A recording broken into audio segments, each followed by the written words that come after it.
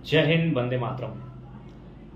सबसे पहले आज भारत देश के लिए गौरव का पल, गौरव का विषय हमारे वैज्ञानिक दल ने अथक संघर्ष, परिश्रम, त्याग, समर्पण का भाव दिखाते हुए आज देशवासियों को गौरवान्वित होने का अवसर दिया है। ISRO, Indian space research organisation के तमाम वैज्ञानिक दलों के अथक प्रयास के बाद आज भारत का चंद्रयान 3 चंद्रमा के दक्षिणी ध्रुव में लैंडिंग होने में सफल रहा। और साथ ही साथ हम दुनिया में पहले, अगर दक्षिणी ध्रुव की बात करें तो चंद्रमा में आज हम लोग पहले स्थान पर, और ओवरऑल अगर चंद्रमा में लैंडिंग की बात करें तो चौथे स्थान पर, यानी 4 देशों में, संयुक्त राज्य अमेरिका, रूस और चाइना के बाद। तो आज कहीं ना कहीं विज्ञान का दौर है और विज्ञान में भारत की अविश्वसनीय प्रयास जो आज सफल हुई, कहीं ना कहीं सराहनीय, अद्भुत, अकल्पनीय, असाधारण आज विज्ञान का समय है। जिस मोबाइल में बैठ के हम लोग चर्चा कर रहे हैं, ये विज्ञान की देन है।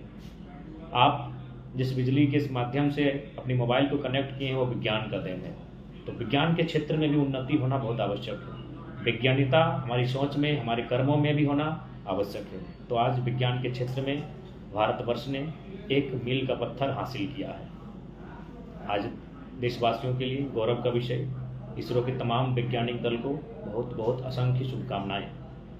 भारत का एक नारा था जो हमारे देश के प्रधानमंत्री लाल बहादुर शास्त्री ने दिया था, जय जवान जय किसान। लेकिन मुझे लगता है उस नारा में और 2 शब्दों का, जय जवान जय किसान, जय संविधान, क्योंकि भारत एक संवैधानिक देश है और इस संविधान ने समानता लाने का प्रयास किया है। और साथ ही साथ अब जय विज्ञान, जय जवान जय किसान, जय संविधान, जय विज्ञान, क्योंकि बिना विज्ञान के, बिना संविधान के हमारा राष्ट्र, ना हमारे राष्ट्र के नागरिक उन्नति और अपने आप को महाशक्ति के तौर पर स्थापित कर सकते हैं।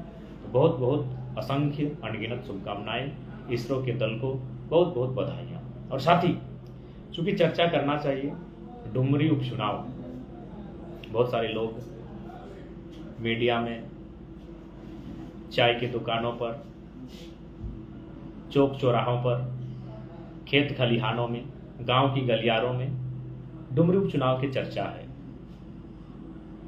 जाहिर सी बात है, डुमरी उपचुनाव को लेकर सरगर्मी तेज है। और तोपचांची जो प्रखंड है मेरा, उस सीमा से सटा है। खैर सीमा में सटा होता या नहीं, लेकिन फिलहाल हम लोग राज्य को नेतृत्व प्रदान कर रहे हैं, पूरे राज्य के लिए आंदोलन कर रहे हैं। तो जाहिर सी बात है, हम लोग का कहीं ना कहीं लोग उस चुनाव को लेकर राय, प्रतिक्रिया, समर्थन या फिर कुछ चीज़ें हैं जिन पर चर्चा हो रही है और लगातार बहुत सारे चैनल्स में अपने अनुसार बहुत सारी बातें कह रही। तो मैं उन तमाम चैनल वालों का भी मैं धन्यवाद देना चाहूँगा और कि इन्होंने अब तक इस आंदोलन को बेहतर तरीके से रिप्रेजेंट किया है। लेकिन मैं कहना चाहूँगा, जहाँ तक डुमरी उपचुनाव का विषय है, हमारी आयु कम है, अनुभव कम है, नौसिखियाँ हैं, स्वीकारते हैं, लेकिन कहावत है आज के बच्चे ही कल के बाप होते हैं। कोई डायरेक्ट बाप पैदा नहीं होता। तो फिलहाल अगर राजनीतिक दृष्टिकोण से बात कही जाए तो हम लोग डुमरी उपचुनाव पर हम लोगों की तैयारी, हम लोग का चिंतन, हम लोग का मंथन, हम लोग की राजनीतिक कहीं ना कहीं 2024 में ही केंद्र रहेगा। 2024 को ही हम लोग फोकस किए, इसलिए क्योंकि हम लोग का सिद्धांत, कुछ ना कुछ सिद्धांत की चीज़ें मानते हैं। राजनीति में सिद्धांत, भावना, इन सब चीज़ों को थोड़ा कभी कभी लोग दूर रखते हैं।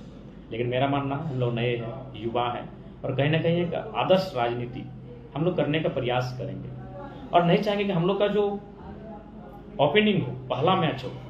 सचिन तेंदुलकर पहले मैच में 0 में आउट हुए थे। खैर वो क्रिकेट का बात है। हम लोग नहीं चाहेंगे हम लोग का जो पहला मैच हो वो किसी की मृत्यु पर हो, कि किसी जहाँ किसी एक कदावर नेता जो आज दुनिया में नहीं रहे और उनकी मौत का हम अवसर उठाएं। ये हम लोग का शुरुआत वहाँ से नहीं होना चाहिए। जेबी केसेस का शुरुआत आग से होना चाहिए, तूफान से होना चाहिए, धमाकों से होना चाहिए।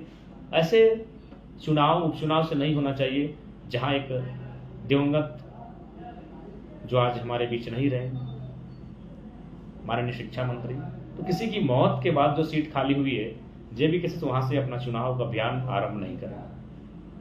मानते हैं भावनाओं का राजनीति में स्थान नहीं है, लेकिन फिर भी चूंकि हम लोग का शुरुआत है, हम लोग शुरुआत करने जाएंगे, अपनी पहला कदम बढ़ाने जाएंगे, तो स्पष्ट है हम लोग पहला कदम वहीं बढ़ाएंगे, क्योंकि हमारा जैसा नाम है, हमारे संगठन JBKSS टाइगर के अंदाज में आंदोलन हुआ है और निडरता पूर्वक हुआ है, बेबाकी से हुआ है, तो हम लोग धमाकों के साथ शुरुआत करेंगे। धमाके कहने का मतलब राजनीतिक धमाका। हम लोग ऐसे उपचुनाव जहां सीट किसी की मृत्यु के उपरांत खाली हुआ हो, वहां से हम लोग शुरुआत करने का इच्छा नहीं रखते हैं। और साथ ही चूंकि यह चुनाव दो माताओं के बीच है, अब जनता तय करेगी। और साथ ही हम लोग चुनाव में नहीं आए डुमरी, ये माननीय शिक्षा मंत्री जो हमारे बीच नहीं रहे, उनके प्रति हमारा सम्मान है। सम्मान अलग विषय है, समर्थन अलग विषय है। इस बात को क्लियर कीजिएगा कि सम्मान एक अलग विषय होता है और समर्थन अलग विषय होता है। हम लोग सम्मान है, इसलिए हम लोग का प्रत्याशी वहां नहीं है। अब समर्थन जनता तय करेगी। जनता को क्या लगता है, जनता किस ओर जाना चाहेगी। ये उपचुनाव में विधानसभा क्षेत्र की जनता स्वतंत्र है और मैं सभी क्षेत्र के जनता से विनम्र प्रार्थना, हमारी जो रणनीति है वो 2024 के लिए हमारी तैयारी है। उपचुनाव में हमारी कोई शिरकत नहीं रहेगी, आप स्वतंत्र हैं। चूँकि मात्र 7-8 महीने का उपचुनाव है, जो आपको उचित लगे, लोग कहेंगे क्या नहीं कहेंगे, वो प्रभाव भी पड़ेगा नहीं भी पड़ेगा, वो डज नॉट मैटर, क्योंकि लोगों का काम है कहना। हमें लगता है, हमारी अंतरात्मा की आवाज़ कहती है कि हम लोग वहाँ से अपने चुनाव अभियान की शुरुआत कतई नहीं करेंगे जहाँ किसी की मृत्यु के कारण वह सीट खाली हुई है। शुरुआत हम लोग थोड़ा सा कुछ अपने अंदाज में करना चाहेंगे। 2024 का लोकसभा सामने है, सभी तैयारी करें, बेहतर तैयारी करें और बिल्कुल जहाँ ऊपर भी आग, जहाँ नीचे भी आग, वहीं पारसनाथ के बाघों की गर्जना होगी। तो फिलहाल डुमरी उपचुनाव दो माताओं के बीच का वैचारिक द्वंद्व होगा। मैं बार बार कह रहा हूँ वैचारिक, दो माताएं शारीरिक नहीं लड़ेंगी। अतः मैं चाहूँगा जो भी उनके समर्थक हैं, जो दलों के समर्थक हैं, कृपया छिटाकसी से बचें, सोशल मीडिया में आपसे टीका टिप्पणी से बचें, आपसी मतभेद से बचें, आपसी मनभेद से बचें। मैं निवेदन करूँगा, वैचारिक द्वंद्व है, इसे शारीरिक द्वंद्व में तब्दील ना हो। इस प्रकार के मर्यादित हों, नैतिक हों और नियमतः चुनाव में भाग लें, समर्थन करें, जो भी करें जो जनता है। लेकिन एक अपील होगा कि वैचारिक द्वंद्व है, दो माताओं के बीच, जिन्होंने अपने अपने पतियों को खोया है, उनके बीच एक वैचारिक संग्राम है। इस वैचारिक संग्राम में आपको जिस ओर करवट लेना है, जिनके साथ आपकी विचारधारा मेल खाती है, आप जाने के लिए स्वतंत्र हैं। और फिलहाल दो माताओं को भी मेरा चरण स्पर्श उनके उज्ज्वल भविष्य की शुभकामनाएं। और साथ ही साथ तीसरा कोण भी बना है चुनाव में। कोई कैंडिडेट आए हैं किसी दल से, तो उनको भी हमारी शुभकामनाएं। जो लोग उनके साथ जाना चाहते हैं जा सकते हैं, अगर कोई चौथा दल आया है तो उनके साथ भी जा सकते हैं। तो कुल मिलाकर दो माताएं और एक कोई साहब हैं, मौलवी साहब हैं, यानी 3 लोगों का चर्चा है डुमरी चुनाव को लेकर। तो आप जिनकी विचारधाराएं आपसे मेल खाती है, जिनकी विचारधाराओं से आप सहमत हैं, आप उनके साथ खड़े हों, आप उनके समर्थन में रहें। आपको शुभकामनाएं और आपको बधाइयाँ। और साथ ही हम लोग स्पष्ट कहेंगे, मृत्यु के उपरांत जो सीट खाली हुई है, हम लोग वहाँ से शुरुआत कतई नहीं करें। बाकी डुमरी की जनता को उनके उज्जवल भविष्य की, उनके नए जनप्रतिनिधि की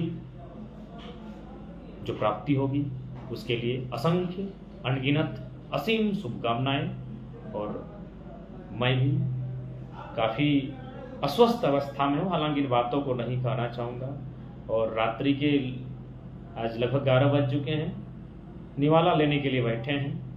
आपका आशीष रहे।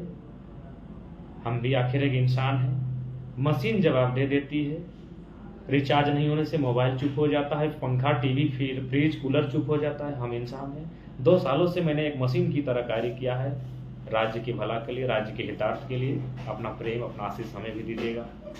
हालांकि उम्मीद करते हैं अगर हमारी पीड़ा भी होगी तो उस पीड़ा को इस हृदय के भीतर ही दबा के रखेंगे, अपनी पीड़ा को इस हृदय के बाहर हम लोग नहीं करेंगे।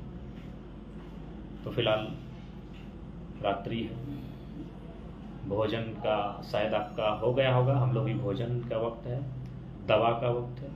आपका आशीष, आपका प्रेम, आपका प्यार, आपका दुलार मिले, बस इतनी सी अभिलाषा रखते हैं और बदले में अपना सर्वस्व राज्य के हितार्थ के लिए निछावर करने के लिए भी समर्पित भाव से अडिग हैं और बिल्कुल डिगेंगे नहीं। जय हिंद, वंदे मातरम, जोहार, जय झारखंड, जोहार झारखंड।